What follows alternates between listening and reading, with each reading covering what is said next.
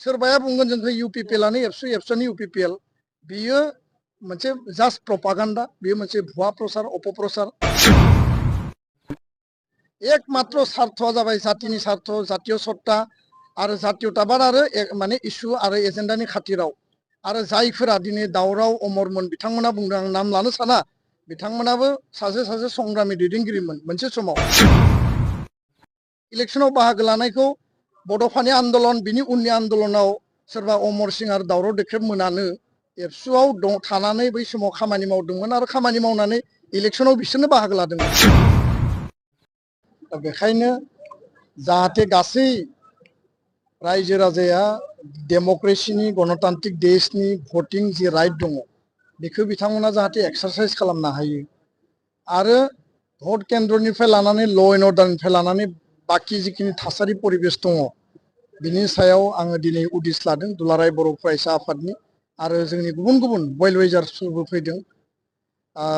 बेजों लोगोसे दिनैनि बे रिभिउ मिटिंनि उनाव दुलाराय बर' फरायसा आफादनिफ्राय आंनि जि मोनदांथि आरो बिश्वनाथ जिल्ला दुलाराय बर' फरायसा आफाद जोंनि दखराफोरनि रिपर्ट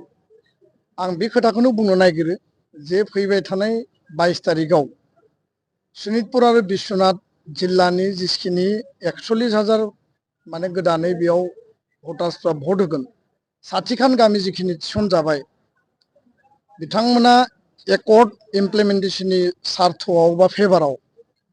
हा हुखौ बिश्वनाथ जिल्लायाव 100% फरेस्ट राइट एक्टनि आन्डाराव प्राय 11,000निबो बारा बेयाव क्लियारलि होनाय जाबाय आरो 50% हा हुखौ सनितपुर जिल्लायाव होनाय जाबाय बे बिराद गिदिर खामानि लेन्ड राइटखौ जों मोनबाय दा 6 शेड्यूलनि जि कन्स्टिटिउसनेल जि एरेन्जमेन्ट जि आत्मनियन्त्रणनि जि बिटिआर बे बिटिआरनि जि अधिकारखौ जि मोननांगौ बे अधिकारखौ मोननांगौनि थाखाय जों साथिखान गामिखौ सोबाय गिबि खेबनि थाखाय बिथांमोना 6 शेड्यूलनि भटार हिसाबै माने गावनि भटिं राइटखौ एक्सारसाइज खालामगोन बे बिराद गिदिर मोनसे जोंनि एचिभमेन्ट दा बेखायनो हा हुनि खामानिया बिटिआर एकर्डनि गेजेरजों 100% जाबाय गामि थिसननायनि खामानिया साथिखान जाबाय बेयाव गोदान समस्ति दाबावनांगौ दङ आरोबाव गामि प्राय 300नि बारा गामि सोबावनांगौ दङ जोंहा सिमलुगुरिसिम सिमाया थांनांगौ आरो प्रयोजनाव सिमलुगुरिखौ बिश्वनाथ जिल्लायाव 9खान गामिखौ दाजाबनानैब्लाबो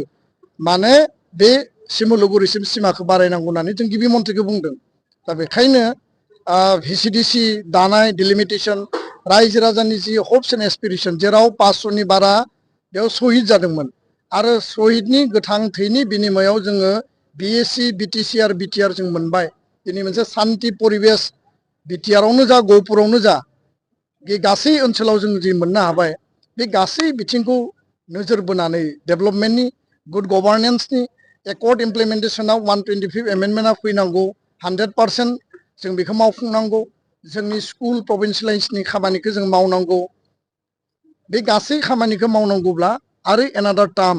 एकर्ड सिगनेटरिनि जोंनो सरकार नांगौ आरो जायफोरा दिनै सरकार सालायबाय थादों बिथांमोना दिनै 3.5 बोसोरल' सरकारनि टार्माव खामानि मावनो स्कप मोनबाय कर'ना भाइरासनि टाइम डिसेम्बराव इलेक्शन पार्टिनांगौमोन सेप्तेम्बराव पार्टिबाय आरो बेखौनो नोजोर बोनानै जातीय सार्थखौ सिगाङाव लाखिनानै दुलाराय बर' फरायसा आफादा जोंखौ जाय जेखि बुङा मानो जोंनियाव बिकल्प लामा गैया खारन 2005आव जों हाग्रामा महिलारिखौ सापर्ट खालामदोंमोन 15टा बोसोर हाग्रामा महिलारिनो एबसु बिएलटि बर' रायजो राजा बिटिआरनि रायजो राजाया एकर्ड इमप्लिमेन्टेसननि थाखाय बिथांनो मदद होदों बिथाङा कंग्रेसजों थाबाय बिजेपिजों थाबाय सरकार सालायबाय बे 5 बोसोराव प्रमद बर'आ बिजेपिजों लोगो नांनानै सरकार सालायदों आरो जोंथ' लुबैदोंमोन इउपिपिएल आरो बिपिएफ ज' जानायनि थाखाय एबसु साहित्य सभा गासै 16टा आफादा जों हांख्रायदोंमोन हाग्रामा महिलारिया फैयाखिसै प्रमद बर' बिथाङा रायज्लायफैबाय दा बे बिथिंखौ नोजोर बोनानै जोंहा रावनिबो सायाव गाज्रि बुंनांगौ गैया आं रावखौबो गाज्रि बुङा आरो बुंनोबो लुबैया जातीय सत्ता जातीय स्वाभिमान जातीयताबादखौ लानानै जों खामानि मावदों किन्तु 5 बोसोर जोंनो सम नांबावगौ जाय एकर्डखौ 100% मावनांगौ खारन आसाम एकर्डआ 40 बोसोर जाबाय दाबो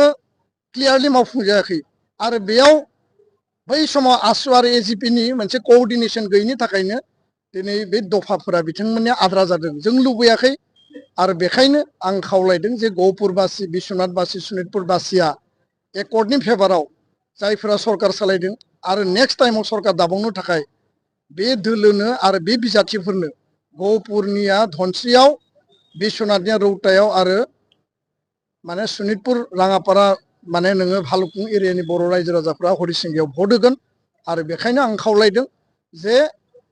गहपुराव बिश्वनाथाव सनितपुराव बेयाव पावार पलिटिक्सनि खोथा गैया बेयाव पलिटिक्स फर पलिटिक्सनि खोथा गैया बेयाव जाति दानायनि पलिटिक्स एकर्ड इमप्लिमेन्टेशननि पलिटिक्स आरो रायजो राजाफ्रा एकर्डखौ 100% मावफुंनो थाखाय मोनसे क्लियार सेन्टिमेन्टजों भट होनानै दिल्ली आरो दिसपुराव मेसेज हरगोन जे बर' आइ आफा रायजो राजाया गहपुर सनितपुर बिश्वनाथाव आरोबाव गामि हाबजाबावनायखौ लुबैयो आरोबाव एकर्ड इमप्लिमेन्टेशन खालामनायखौ लुबैयो गोजोन्थों सार मोनसे आबुं आलादा राजखान्थि हान्जा जाय समाव BPPF दादोंमोन एबसुआ रल लादों जाय समाव UPPL दादोंमोन एबसुआ रल लादों BPPF निफ्राय BPF जादों जाय समाव बड'लेण्ड पिपल्स पार्टी BSC नि समाव BPP दादोंमोन बिनि उनाव प्रग्रेसिभ गावस्रादों दुलाराय बर' फरायसा आफादा मोनसे गोरोबथानि उनाव बे काउन्सिलखौ जि आत्मनियन्त्रणनि जि सिडुलखौ गभर्नेन्सखौ सालायनो थाखाय पार्टी नांगौ पार्टी सिस्टेमनि गेजेरजों सरकार बानायो इलेक्शन जायो इलेक्शननि उनाव सरकार दायो दा एबसुआ जिहेतु नन पलिटिकल अर्गेनाइजेशन जातीय छात्र संगठन जों जिहेतु सरकारबो नङा जों जिहेतु पार्टीबो नङा किन्तु जोङो रायजो राजानि सार्थनि थाखाय जातीय सार्थनि थाखाय आरो जातीय एजेन्डाखौ लांनांगौनि थाखाय पलिटिकल पेट्रनाइज नांगौनि थाखाय एकर्ड इमप्लिमेन्टेशननि थाखाय 2005 आव हाग्रामाखौ मदद होदों 2020 आव प्रमद बर'खौ मदद होदों एबाराव जोङो बिदों जे आरोबाव एनादार टार्मनि थाखाय माने एकर्ड सिगनेटरिनि जोङो सरकार नांबावगौ सोरबाया बुंगोन जोंखौ UPPLआनो एबसुआनो UPPL बियो मोनसे जास्ट प्रपागान्डा बियो मोनसे भुवा प्रसार अपप्रसार एबसुआ इन्डिपेन्डेन्ट बिसायख'थियाव मालाबा बाहागो लाबोदों एबसुआ मालाबा जोङो पार्टी दादों मालाबा सरकार दानो समर्थन होदों एकमात्र सार्थआ जाबाय जातिनि सार्थ जातीय सत्ता आरो जातीयताबाद आरो माने इसु आरो एजेन्डानि खाथिराव आरो जायफोरा दिनै दावराव अमरमोन बिथांमोना बुंदों आं नाम लानो साना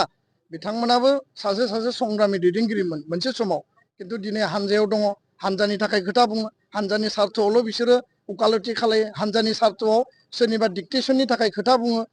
बिथांमोनानो जोंखौ फोरोंलांदों जे इलेक्शनाव बाहागो लानांगौ जातीय एजेन्डा जातीय सार्थनि थाखाय आरो पार्टी दानाय इलेक्शनाव बाहागो लानायखौ बड'फानि आन्दलन बिनि उननि आन्दलनाव सोरबा अमर सिं आरो दावराव देख्रेब मोनानो एबसुआव थानानै बै समाव खामानि मावदोंमोन आरो खामानि मावनानै इलेक्शनाव बिसोरनो बाहागो लादोंमोन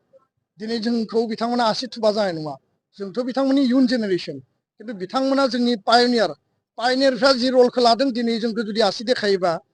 जातीय एजेन्डा जातीय इस्युखौ सोर फुलफिल खालामगोन बे खोथाखौ बिसोर सानाबासिनो गावसिनि इन्टारेस्ट गावसिनि सार्थ आरो सेल्फ इन्टारेस्टखौ लानानै जायफ्रा खामानि मावदों बिथांमोना बे खोथाफोरखौ बुङो आरो हाग्रामा महिलारनि जि खोथायाव बाथ्रायाव जिफोर दङ बे मोनसे मुखास्थ' स्ल'गान बिनि बादै बे जेबो नङा आरो बे स्ल'गानखौ गोदानै बे बुंनाय बाथ्रा नङा बे थांनाय 15-20 बोसोराव बेखौनो बुंगासिनो दङ बेखौ लानानै जोंहा गोसोआव गाज्रिबो मोननाय गैया बुंनांगौबो गैया आं नोंथांमोना सोंनायखाय बेखिनिखौ फोरमायबाय